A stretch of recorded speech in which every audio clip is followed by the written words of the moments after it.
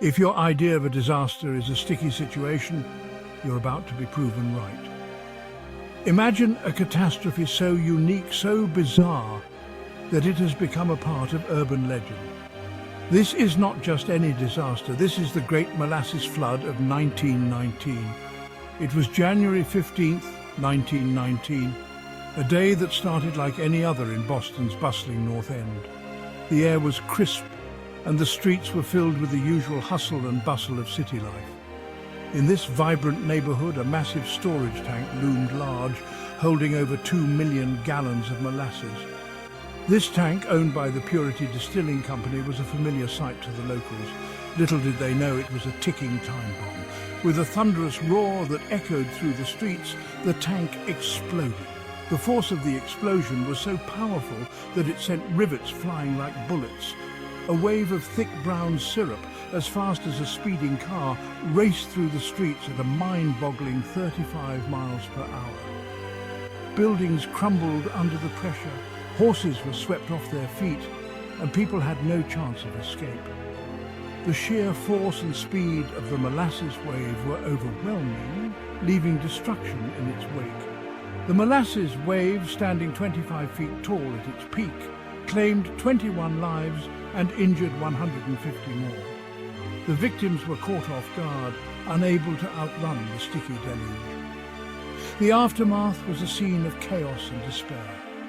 Emergency services rushed to the scene, but they were no match for the sticky chaos.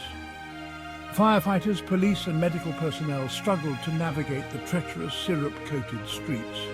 Their efforts were heroic, but the molasses made everything more difficult.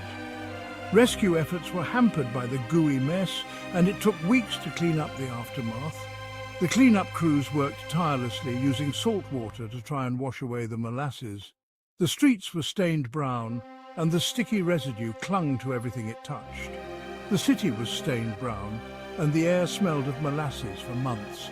The sweet, sickly scent permeated the air, a constant reminder of the disaster that had unfolded. It was a smell that would haunt the residents for a long time. The blame game kicked off immediately. Fingers were pointed and questions were asked. How could such a disaster happen? Who was responsible for this catastrophe? The company that owned the tank, Purity Distilling Company, faced countless lawsuits. The legal battles were long and arduous, with many seeking justice for the lives lost and the damage done.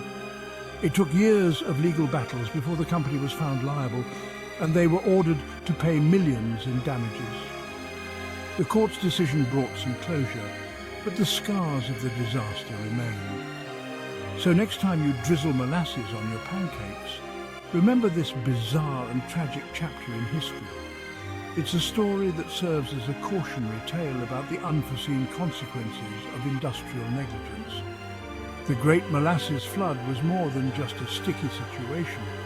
It was a reminder of how fragile our modern world can be. It showed us that even the most mundane substances could become deadly under the right circumstances. And that, my friends, is the sweet but somber tale of Boston's Great Molasses Flood of 1919, a disaster that has gone down in history as one of the most unusual and tragic events of the early 20th century.